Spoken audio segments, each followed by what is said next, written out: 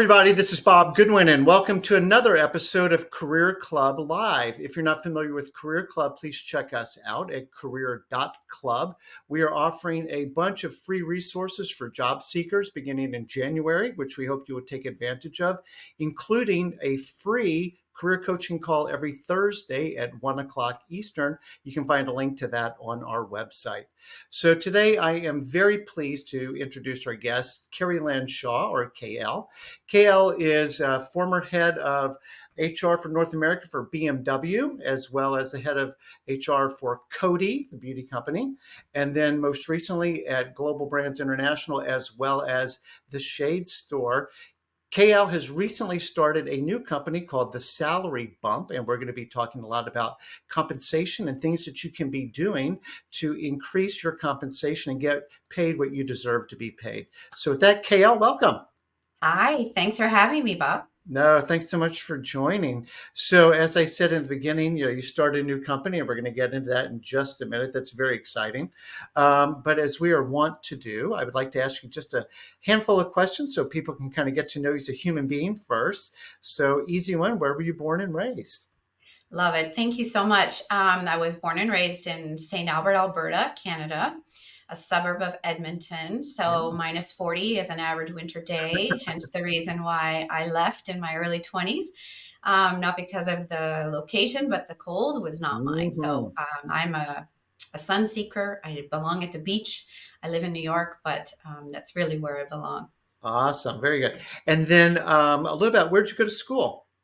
So I went to school in Alberta. So that Mhm. was what you did. It's not like the US where you go away to college. You generally go to the university in your city. So University of Alberta, started studying special education, Oh, decided that that wasn't the route for me. I ended up with a marketing degree and then went to the University of Maryland and got my MBA. oh, awesome. Go Terps. Come on. And then just a little bit about your family. So, I have a husband and an amazing Gen Z daughter who teaches me Mm. something every single day. I did an expat assignment in Germany and like to joke that I brought home a souvenir. My husband and was a phenomenal experience in my life and life changing, really, to be part of his family and learn another language and um, from a cultural sensitivity standpoint, it's also taught me a lot in really navigating someone whose English is not their first language Yep. and how we argue. He likes to say that we should try to argue in German instead of English and see how I do. But I like to win. I'm a little bit competitive, so we generally speak English. But yeah, it's beautiful. Our daughter is studying international business. She's a junior on her way to London to study at Westminster, and we couldn't be more Wow. proud. And is she Yeah. bilingual? She is. She should practice it more, but yeah, when we lived in Germany, she picked it up very quickly. No, that's what you were saying earlier before we went on air. That's one of the greatest gifts you can give your child is the opportunity to speak a second language. So that's cool. Absolutely. She was my husband. We met him when she was 6. So Mhm. had we obviously met Yep. early on, and she would be bilingual, no question. But learning to integrate English really was the language that we chose. So. And now she can learn British English, and as I think it was Winston Churchill, but two people separated by a common language. So she'll learn another language when she's in London. Absolutely. Whilst she's in London, Whilst, yes. yes, amongst the British. Um, Hopefully not a British accent because that would be awkward. yeah, yeah. So I kind of breezed through because you've got some really great companies as part of your background. But when you got your graduate degree from Maryland, is that when you began your full work career, or did you have an interlude between your undergrad and your graduate? So I had a bit of a different start. So as I said, I was studying special ed and I quit school 1 semester shy of my degree. I was paying for my own school. I was selling cars actually to pay for college. So my parents really didn't say much about me Mhm. quitting, but it didn't feel right. It didn't feel like this was the direction I wanted to go, like most 20-year-olds or 21-year-olds. I'm not sure at that age how you really know what you want to do, but I knew that that was not the direction for me. Mhm. So I ended up falling back into business. But in the meantime, I worked, and I worked since I was 14 years old. And I worked full time while I was in school, regardless. So I actually preferred the work part than the school part. And fast forward, I started working corporate, and I almost didn't get the job. It was with General Motors. And the gentleman that I met who asked me to send him his resume, which, by the way, is how I've gotten every job, I've never applied for one. He said, "Oh, I didn't realize you didn't have your degree." And I thought, oh, shoot, this could actually block me from doing great things. So I immediately signed up to finish my degree. They put me through school and helped me pay Oh, for my wow. MBA. So I actually did work, and when the door was closing, I pried it back open by saying, "Listen, you have an opportunity to mold me and shape me, and we can grow together, working together." And they then hired me. So yeah, it was a different approach for sure, but wouldn't change it for a thing. I admire your pluck. It's like not taking no for an answer, which is really good, and kind of helping them see what the benefits would be. Yeah. So, but you found your way into HR. How did that Total accident. So, as I said, I sold cars and loved automotive. So I spent over 20 years in the automotive industry, and sales was my jam, sales and marketing. And I loved it. Any contest, I would win it, or my team would win it. It was always about the win for the company, but I was really intrigued by sales and marketing. So HR completely, I had honestly didn't even know how to spell it. I had zero connection to HR, maybe because it wasn't a modern HR that I was really interested in. Yeah. Um, Fast forward, I run a very modern HR. So it was an accident. Somebody said, we like your approach, we like your style, we like how you think, and we think you'd be great in this role.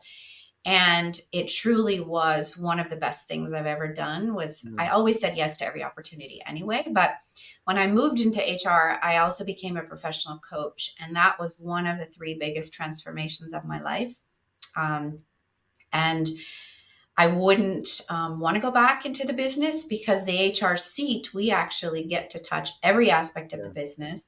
We're one of the few roles besides the CEO that has depth and is required to have depth in every single business area. And I'm fascinated by human behavior. So it really was this beautiful journey that brought me to be a fractional CPO, but also 3 decades of work brought me to launching the salary bump as well. Yeah. Just side note, we had Brad Warga on the podcast last No, year, yeah. right? Right. Yeah. So Brad leads now the global HR practice, or co-leads it for Hydrick and Struggles. And when we had him on, one of the things he said is like getting people into HR who come from the business, and not lifers in HR, but people that have lived different parts of the business, bring a Yeah. fresh perspective. Yeah. And I think that you're a great example of that. Thank you. We're going to get into your new adventure in just a second, but last question: when you are not starting a new business or being the HR executive or fractional HR executive, what do we find KL doing? So I mentioned automotive. I'm a car junkie. But my real passion is riding motorcycles. So I ride a Well, of course it Harley. is. I was going to guess riding motorcycles, right? It's a little bit strange, right? We wouldn't expect it, but I'm a major fitness buff, so I'm working out a lot. I love to travel, and yeah, my husband and I found riding together was just something really interesting to do. It's not about speed, but it's the wind in your hair, and somehow there's a freedom that is wild. I didn't expect to love it so much, but yeah, I really really enjoy And it. what kind of bike do you ride? A Harley. Of course. Right? That's awesome. That's what I love about asking these icebreaker questions. It's like I'm learning all kinds of cool stuff about you that, Thank and you. people, as you say, are endlessly fascinating. So we don't ever want to take anything for granted. So you've had a very, very successful career as an HR executive with some really cool brands. But you've decided to strike out on your own. Why don't you tell us a little bit about, the what and the why of the salary bump? Sure. So I evaluated, I guess it was 2016. I was in an environment that didn't match my values. And I realized, you know what, I need to take a break. I took 6 months off. I traveled Mm. to India. I did Ayurveda, which I now do every year, was the second biggest transformation of my life. And I really evaluated what is my purpose. And I wanted to understand what I was meant to do on this planet. And through a lot of meditation and some really interesting experiences, I recognized that helping people unlock their potential was what I do best. Mm. And I thought to myself, I never thought I would launch a company that wasn't really in the forefront of my mind. Becoming and continuing to grow as an HR executive was what I really loved. But I realized that people don't know what they don't know, especially around negotiation. And Mm. sitting in an HR seat, I really recognized the limited number of people that actually negotiate. And a part of that is not knowing your worth and really helping people to identify that they are worth it and they can ask, and not to be afraid that the offer might get pulled. So I wanted to give people a little bit of a peek behind the HR curtain Mm. and give you the confidence and the tools to be able to ask what you're worth and earn the compensation that you deserve. And while it's not only about the money, it was never about the money for me. It really was about my growth and learning. And sadly, I used to say that in an interview. I mean, Oh, what was I thinking? Um, but I always believed that if I did good work, the money would come, and to an extent, it did. So I don't want to misrepresent that, but I realized, like everybody else who's listening, you're leaving money on the table, and we all have financial goals. We have yes. retirement goals. We have Bahamas homes. We have, Sending all kids the to things. London for school. We have all kinds of stuff. We have lots of financial goals, and there's no reason why we can't have it both. And so that was how the salary bump was born. And frankly, I've been doing it for 10 years. I didn't monetize it. And people would tell me, everyone in my life, Kayla, you should really do this for a living. And I was like, do I want to do it for a living? I don't know. And so it sort of just evolved, and I'm really excited about it. I think it's going to make a massive impact around the world. How hard was it for you to walk from corporate, known income, known every, I mean, a lot of good assets to I'm going to jump off a cliff here and see what happens? Scary as heck. Mm. So scary, and obviously still is on some level, right? Because I've been in corporate my whole career. I think I've made good financial decisions, which have allowed me to be able to say, okay, I'm going to take this leap. Um, what I've created, I'm also really thoughtful about the investment, and yeah, I'm betting on myself, and I always have, I suppose. And so, it's funny, I would ask my parents, why over the years have you never ever given me advice? And they've never given me advice, not once. Not did they question me when I quit school, moving to another country, nothing. And even when I've asked for advice, they won't give it to me. And they said, we've always just trusted that you will figure it out. And so I think based on that, and knowing I've got a heck of a lot of grit, and I feel fairly unstoppable no matter what has been thrown my way in my life. I know I'll figure it out. And so that's how I'm approaching this. This is an opportunity for me to go all in. And at the end of the day, it's, I have income as a fractional CPO. I can put weight on different things at different times based on where I'm at. But I really am sure that it's all going to fall into place as it's meant to. No.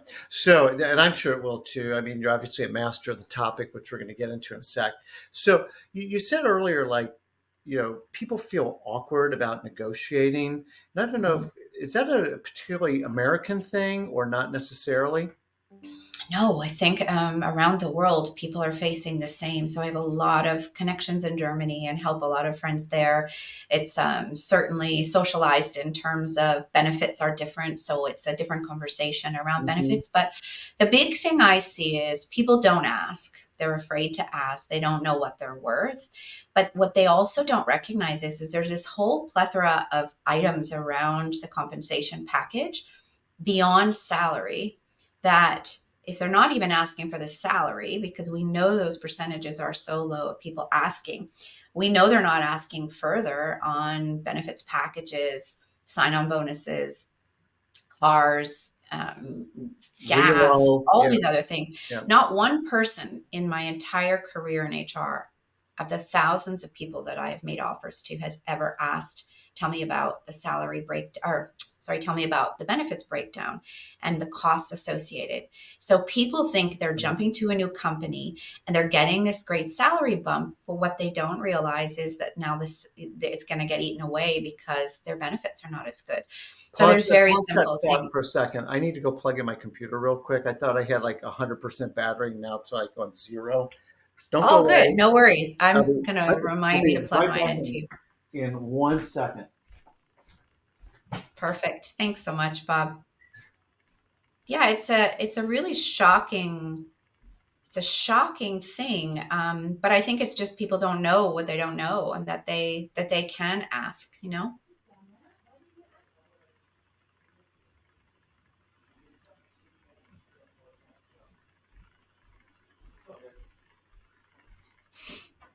It's okay. Okay, Kay, I'll sorry about that. Oh, good. I had to go grab my power thingo. I was on like 80% power when we started, and that quickly diminished. So Oh, good. No worries. there we go. Now I'm not going to crash. Um, the point that you were just making, and we're going to pick up right now, is the people getting focused on compensation or like the salary piece and not realizing it's all going to get eaten up in benefits or you know that is such an important point that you're making. And I would love for you to help listeners understand how to get the employer to help articulate and quantify the value of the benefits. Because if one salary is $100,000, but the benefits package that they're being offered is worth $40,000, and somebody else is offering 110, but the benefits package is worth like 15, like how do they calculate this and get enough visibility to be able to do a calculation like that? So companies will rarely give you that visibility up front, which I think should change. But that's, maybe for later in the conversation. It's really about you equipping yourself with the information and the right questions to ask. And so this is part of what you will get in working with me, either through my online program or one-on-one with me. Yeah. And really, I list out all the different levers that you have to pull. So when you're talking salary, the first question that a recruiter or an HR person will ask you is, what are your salary expectations? After asking, tell me about yourself. But usually in that first meeting, they'll ask you that question, and you really need to be armed with what your current package is worth. So I recommend people list out their current package, all the different things that are included in that package, including what they're spending on healthcare benefits, Yep. car bonus, etc., pension in some cases. So list all that and list the value. And that way, when you go to have the conversation and you do your homework on the salary piece of it, you have different layers that you need to add in, either in the base salary when you're talking about what your expectations are there. But I always recommend you answer the question with your market research. And the expectations, and based on similar roles that you've been interviewing for, this is the range. I also recommend never ever to talk about a dollar amount. You always talk in ranges.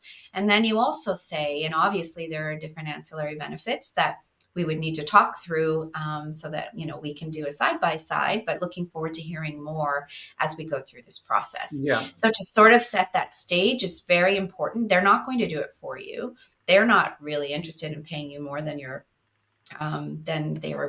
budgeted or they think the role is worth. It's your job to come equipped with all that information to be able to ask. And then those levers really in the end become the negotiation, right? So then you can say, okay, well, let's talk about this. We didn't quite get there on the salary, but let's talk about some of the other benefits and how we can close that gap. No, see, I mean, what I love about this is it's a very fact-based conversation. It's not emotional. It's not, hey, what I want is, it's like, well, this is my market value. Now, okay, you're going to probably correct me in what I tell people sometimes is when somebody says, what are your salary expectations? Do you think it's a fair question to say, well, do you mind sharing with me what the budget is that you've been given for this role? 100%. I would Is never that a answer that legitimate question question. to ask back? I would never answer that question without going back to the interviewer and say, listen, be really curious what your budget is for the role, given we're in the early stages of this process, to start the conversation. I think Yep. it's helpful for you to share. Always go back. Never divulge your information early. And if they come back with a range that's lower than you're expecting, then you can simply respond with, based on roles, similar roles on the market and recruiters that I've met with, it's a little low on the range. My expectations would be between X and X. Always being prepared, and you never want to be on the back foot of that question. And no, everyone will ask you that in the first interview. That's a very, very common question that they'll ask. So you want to be equipped to be able to respond, to put it back in their court and be Yes. able to respond appropriately, and never divulge what you're making currently. And to your point about taking the emotion out of it, doesn't have to be an ugly conversation or a conversation Right. where people feel like, if I'm asking for what I'm worth, I might come across greedy, or, oh, it's difficult times. There's a scarcity mindset. At the end of the day, that's all stuff that you're putting in your head, and you want to go in with confidence and know that a negotiation Amen. can be a win-win. And Kale, this is why we get on so well, because you're exactly right. I mean, this should be confidence. It should be fact based. It doesn't have to be emotional. It's about being prepared. It's about having an adult to adult conversation with somebody and not this parent child, like, I'm so sorry to be, asking for something. I'm not, I mean, it's sort of like, well, how much do you want for your house? Well, what's the market value for my house? I mean, these are known things. We can kind of calculate this. Relatedly, is when people say, well, Kale, what are you making now? I'm like, what kind of doesn't matter what I'm making now? If I'm making $1 million or $1, what is this role worth to you? And what's the market value for this role? That's the only germane thing to be talking about. I could be Yeah. grossly over or undercompensated. That should not color this conversation. Yeah, I don't see them asking so often what you're making, but people make the mistake of saying, to answer the question, what are your expectations? I currently make And then they X. say, currently I'm making X. Yeah. Yeah, so you want to be in a position to be able to have done your homework and to really know what the role is worth. The mistake I see companies make, though, is they budget the role based on nothing. But, Maybe internal oh, benchmark. They don't oh, always go out and do their own market research, and their internal benchmark could be way off. So when you see a job posted, in certain states, you're required to post what the role is, what the market value of the role is. yeah, Be mindful, that's not necessarily a market value. That could be a budgeted value. I don't see companies, in my experience, doing their homework on what the market value really is. They post quick, we need to fill this role. Here's what the last person was making. Boom. that's right. So for a company to really get it right, it's to do a full blown audit inside the organization against external research to see what the roles are really worth out there, and are they paying Right. people appropriately, and also are they expressing to their people what their whole package is worth, because Yeah. that's where people might feel undervalued in their current role. But if you don't show them what the whole package is worth, you're missing a big opportunity as well as a company. Well, see, and back to kind of our point, I think, even if the salary is kind of lower, the total compensation package, which is different, tell me if you agree with this, that's even different than OTE. So on target Mhm. earnings Yeah, tends to be, right, salary plus bonus or salary plus commission or like yeah, whatever the variable component of the compensation plan is. And people would talk about, well, the OTE for this role is 200,000, yeah, but that's still not taking into account all the benefits and how much you're going to be paying for health insurance. What's the deductible on that? What's the 401k look like? What's the match? Is there a pension? Like, there's just, so many other things that go, and it's all real money. Yeah. Same with PTO. I mean, there's another, or Absolutely. flexible work, or tuition reimbursement, or childcare, or transportation. I mean, the list goes on and on and on. And those are real out of pocket costs that are costing you every month. So, I mean, I'll give you an example. My two most recent clients, I helped an old CEO with a multi-million dollar package.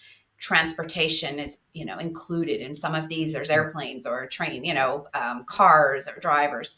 But I just helped an automotive technician who received his top level certification, and he was making $100,000, an hourly worker. And with this top level certification, the interesting part around technicians is the turnover is 50%. So dealers have a really hard time finding and Yeah. grooming and developing automotive technicians. And so when you have a certification this high, you become a hot commodity on the market. And so other manufacturers are giving him a call. He loves where he is. He did not want to move. He loves the culture. He loves the environment. And he said, but I want to be paid what I'm worth. What do you think? So we worked it out, and he got a $50,000 raise.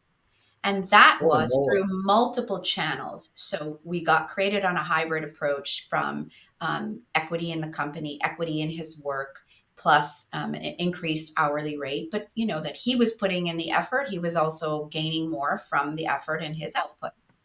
We also got company car in there. We got healthcare in there. We got gas, fuel included. We got really creative with his package and sort of loaded the lips of his manager to be able to go and talk to his leadership about, Yeah. let's get creative with this person because we don't want to lose him and he doesn't want to leave us. So, there's a certain capacity. And then the last thing we added in was an additional 2 weeks of PTO, which as an hourly person also is actual real money. So Yes. there are so many different things. And I think one of the things I like to recommend to people is focus on what you value. So time off was always something I valued greatly. Flexibility to work from wherever in the world I want to be was something that also I really valued. So I always ask people to look inside and really figure out what are the things that are most important to you. It's not a compromise of one or the other. The salary should definitely always be there, but then you've got some play with things that really matter to you. Well, I appreciate you mentioning that because, when our clients at Career Club are, having these same kinds of conversations, and you're right. I mean, there's a lot of variables that come into this, like commute. Do you even care what this company does? Are you going to have the opportunity to grow in your career? Like, does it fit your life, not just, one aspect of your bank account? And so, as you say, kind of like, what do you value? That's really the compensation is does it allow you to maximize the things that you value? And then Yeah. how do you articulate those? And as I said before, I mean, money was never my number one driver. I made the mistake of actually thinking it was one or the other in my early days. And now I recognize that you can and should have both. You can have money, the salary, without it coming across in a negative way. And I can have all the other things that I want as well. And that's where you have the secret sauce and the magic happens when you work for a company that all of it falls into place. I don't know if this is giving away your secret sauce or not, so you can, stop me. But um, when I'm trying to research my value, like, I know a site like salary.com or Glassdoor or something similar. I mean, are those legitimate sources in your mind for just, somebody, just a regular person out there trying to figure out what they're worth? Would those be good sources to go to? There are many good sources out there, Bob. And in my online course, I give you a few options. But with AI, it's changing every day.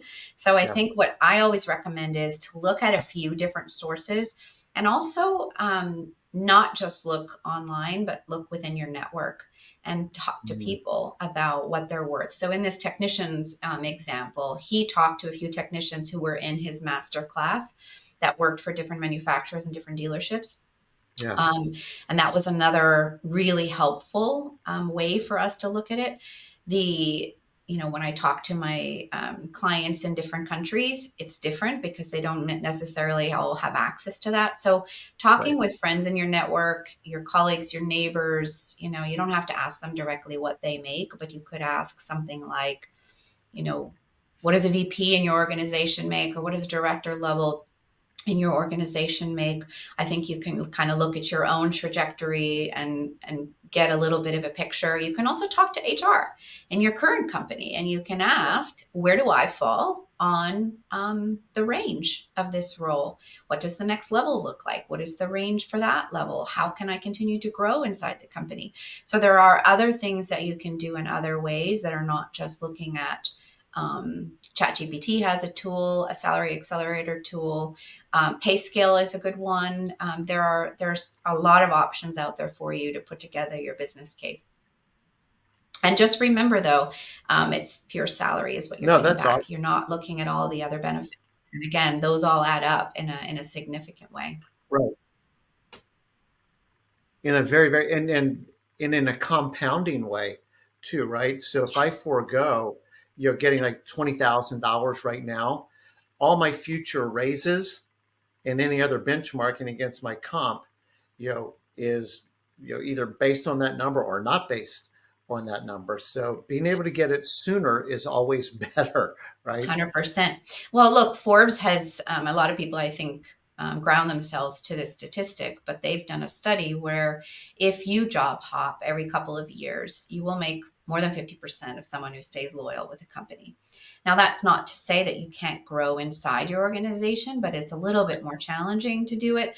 It's actually one of my secret, one of my secret sauces, if you will.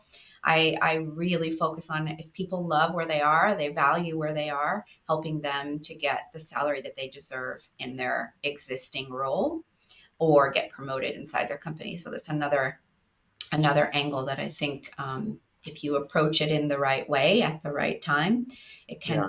it can be pretty significant. So when we're working with clients and they're coming to the finish line, they're so excited that company X is making them an offer, about to make them an offer, and you alluded to this early on, but they don't want to screw it up. Now they're afraid of like, oh my gosh, I do not want to pop the bubble Mm, here because like I'm almost home and I don't want to screw it up by looking like a pig. yeah. How do you get people over that anxiety?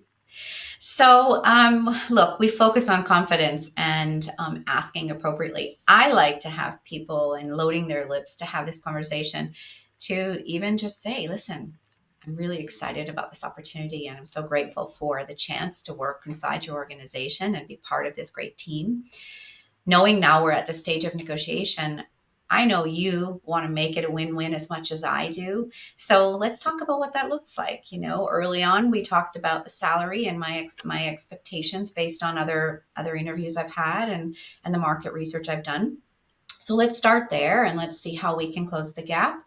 And then we can talk about all the ancillary benefits. Because often what happens when you get an offer, they will give you, here's a salary and the bonus. Yes. All the other stuff is not part of that conversation. And so you want to make sure you're adding that there. So before you say at the end of that conversation, give me 72 or 48 or 72 hours to take some consideration time, you've already planted a lot of those seeds. So they're able to then go back to their leadership and have further conversations. She's expecting da da da da da. We need to be ready with a richer offer. And I think too, kind of emotionally, the employer, wants to get this going too. I mean, there's a reason they're hiring you. There's work to be done. And there's kind of that decision fatigue of like, hey, we finally made a decision. I'm ready to start thinking about the next thing. Fine. Another 10th, whatever. Yes. Yeah. Let's just get her on board. They Right. want you, Bob, as much as you want them. And I'll tell you also, every single HR person, and I will repeat, every one of them expects you to negotiate. So we're shocked when you don't. And you are leaving money on the table if you don't. And one of the other really important things to think about when you're going back and you ask for X or you ask for range is to stop talking.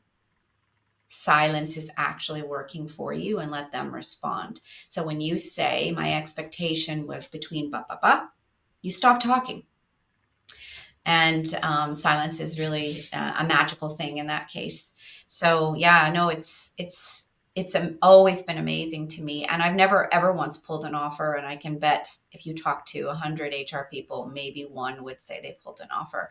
And the only reason you would do that is if somebody behaved really inappropriately or aggressive or something that just was Right. rude. It is very, very unusual. And again, when you talk about it with energy and you talk about how excited you are about the opportunity and making it a win-win, That's right. you're setting the stage for really what can be a beautiful conversation. And also shows your confidence. When you negotiate, if you're negotiating with them, that means you're going to negotiate effectively with partners inside the organization. That Mm. means you're showing your leadership and your confidence to walk in to have a proper conversation. It means you're not afraid to have hard conversations. So there's all sorts of good stuff that comes out of that as well that really works for you.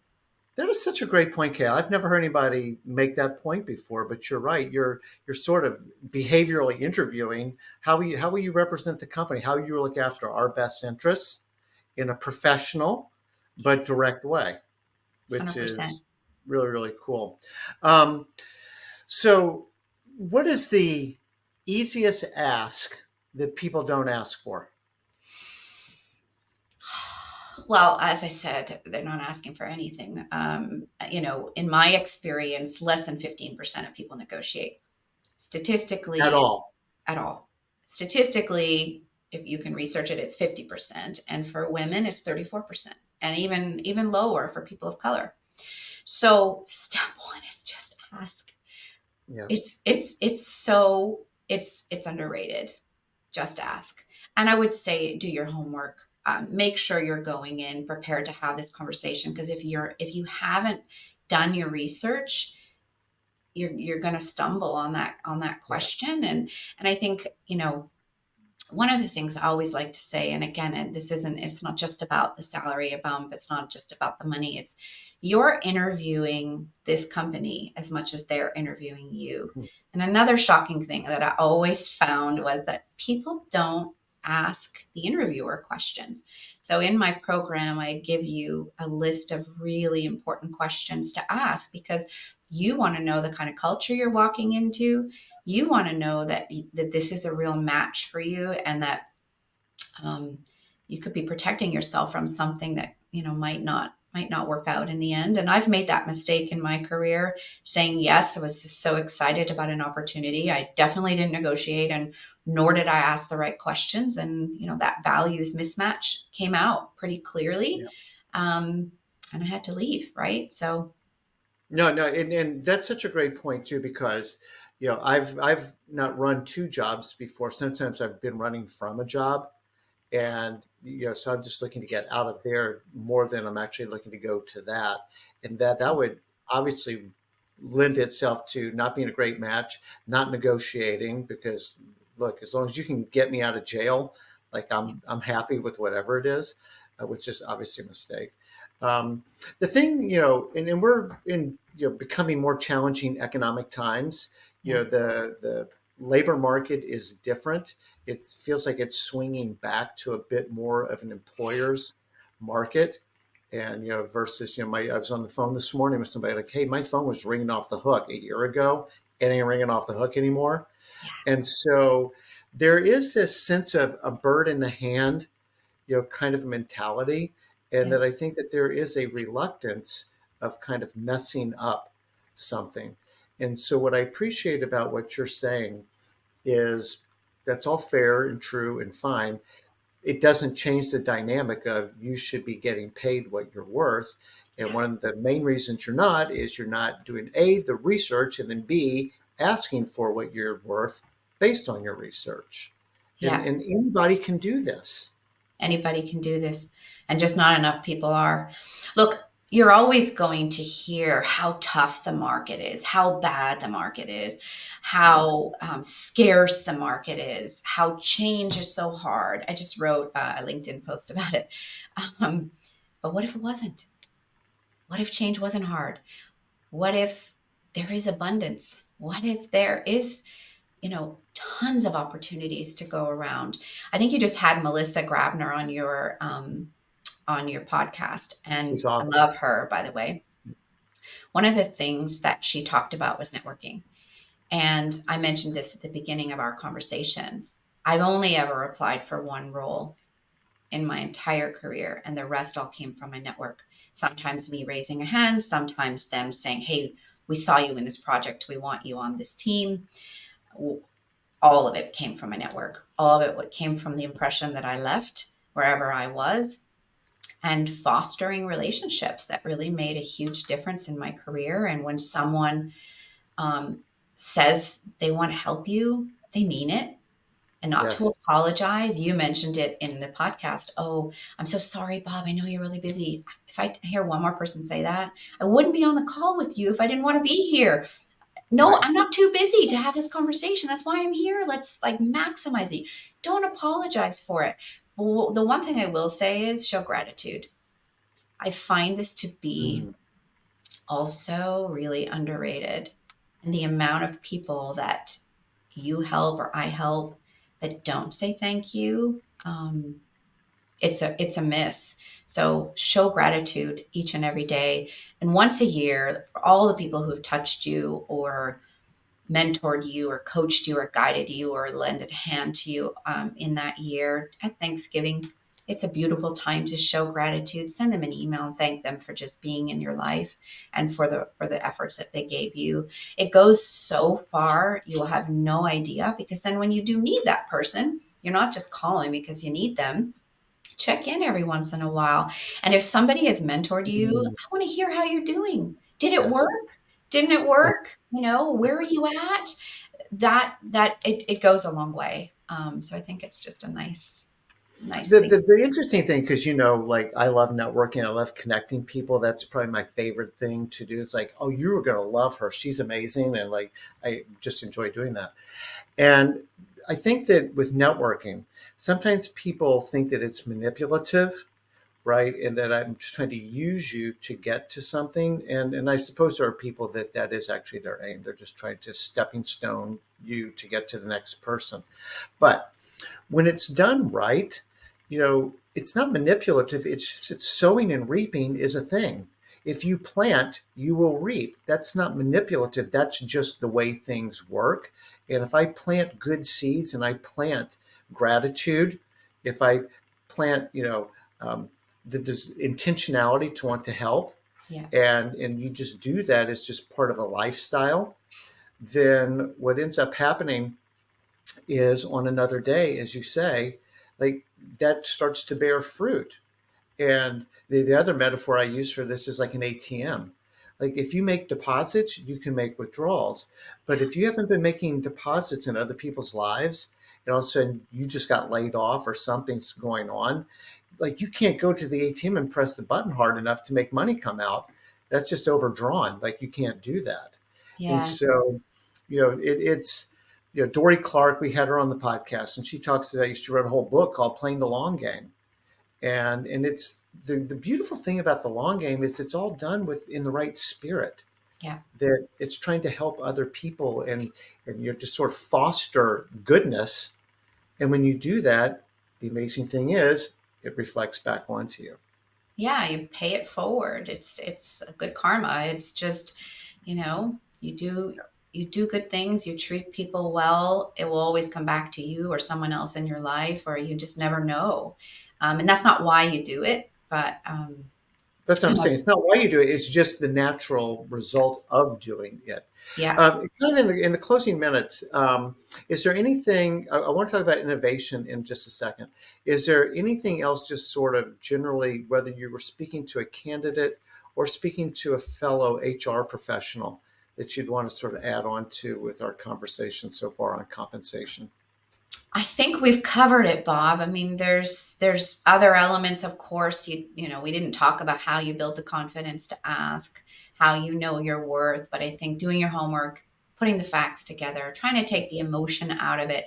These are all things that anybody can do, and we can obviously talk about that further. And if you follow me on LinkedIn, I post a lot. I post every day and giving a lot of free tidbits and tools to help Yes. you with that. So I think we've covered it. And in terms of innovation, I mean, nothing stands still. You talked about changes, like embrace change. Well, what are some of the innovations either that you're seeing or that you would like to see in sort of the wacky world of compensation? I'd like to see, and this is some of the work I do as a fractional, I'd like to see companies actually drive the conversation around comp philosophy and really understand how that can work for them inside the organization. So I think it's a bit of an unknown. Most Mhm. companies don't share what their philosophy is. Many of the companies don't even have one. Let's be I was going real. to say, you can't share what you don't have. Yeah, they don't have one, and they haven't found a way to connect the dots between transparency around pay, around talking about that full package and helping people understand how valued they are. And that Hmm. goes beyond just salary. If you leave it to chance, people will make up stories in their head about not feeling valued, Yeah, not being recognized.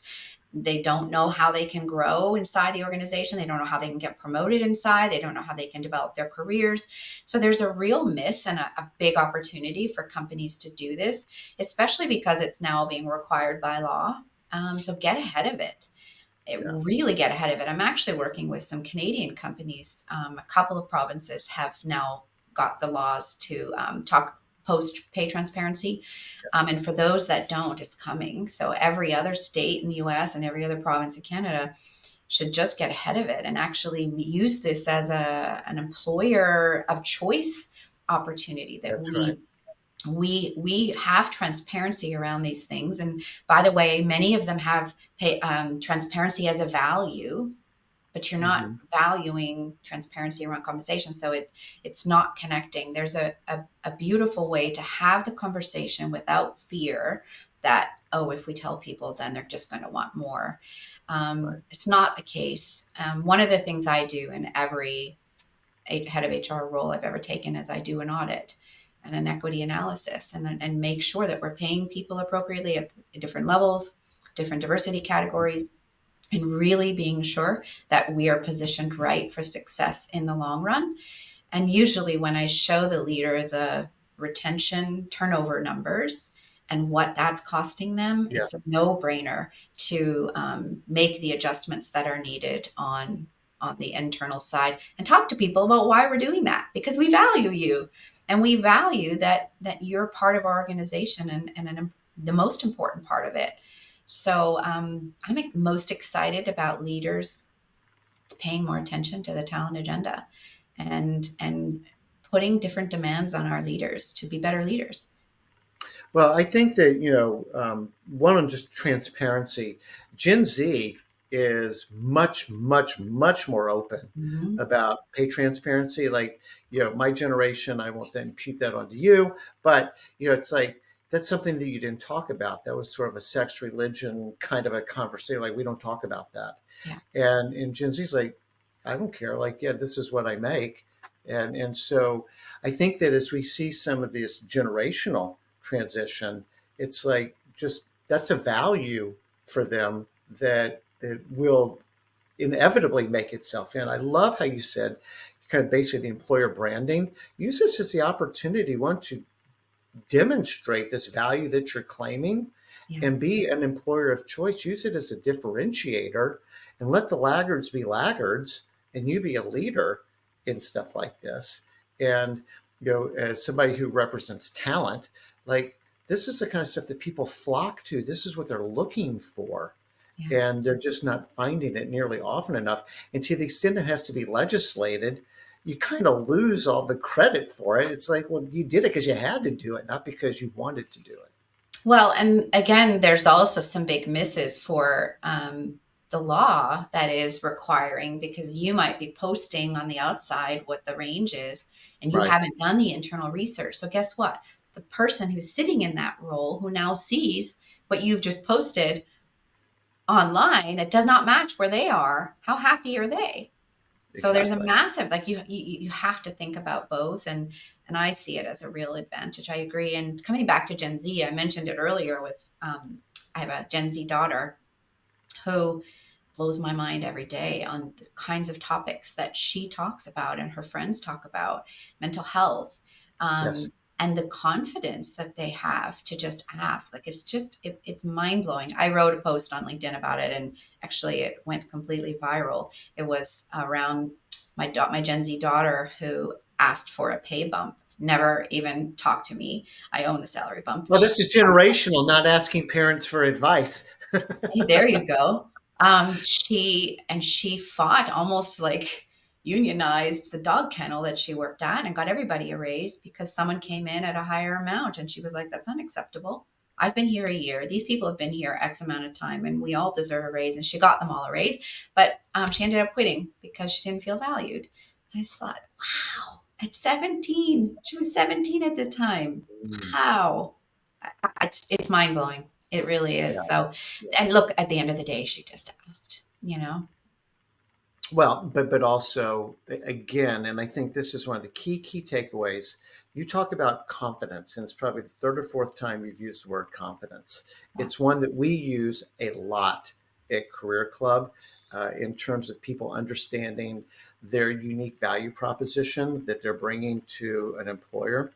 And confidence is not arrogance or cockiness. Those are not the same thing. Yeah. Confidence is rooted in convictions. It's rooted in fact, right? So that it's has a real basis for why I'm confident. And I think that in your career, and then now here with Salary Bump, as you're helping folks understand what their real value is, that they should be more confident. Even when we talk to people about when you're interviewing and you're confident, you sit up straighter, you Mhm. lean into the conversation, your eyes are more open, you smile, you modulate differently. And what we say is, and the beautiful thing about confidence is it's contagious. When you believe, you make me believe. Yeah. And so it just all works to the good. Compensation, you look, you're trading your skill, your time, your life in some ways for some remuneration. You should be getting paid what you're worth. And if, would you say 15, only 15% of people actually In the negotiate? thousands that I have offered, Yeah. 15%. Statistically, it's around 50%, which is still way too low. For women, it's only 34%. Yeah. It's way too low.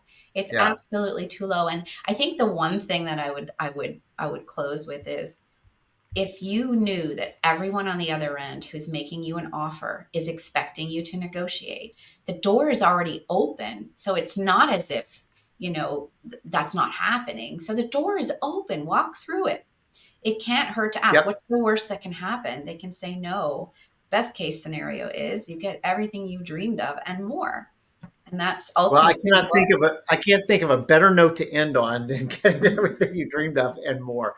So, Kale, if people want to learn more about the salary bump, how do they do that? They can follow me. You can follow me on LinkedIn, Keri-Lynne Shaw. The salary bump page is there. You can follow me on Instagram, my website. Everything is the salary bump. So TikTok, Instagram, and my website. Awesome. And we will make sure that those are in the show notes and that we've got links for people to be able to click on.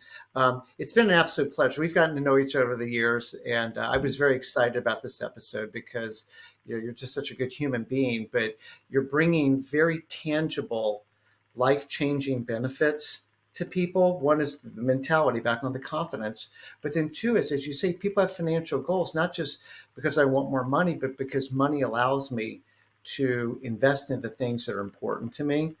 Yes. And that's a good thing. That's just an inherently good thing. So thank you. Thank you, Bob. It was a pleasure. Okay, everyone, thank you so much for taking a few minutes out of your day today to either watch this on YouTube or listen to this on your favorite podcast platform. In either event, if you wouldn't mind subscribing, rating, and reviewing, it really does help. And we wish you the best in 2024. And if you haven't negotiated your compensation, you should. If you don't know how, go to thesalarybump.com and KL will help you get to where you need to be. So with that, thank you so much. Thank you, Bob. I know you're good.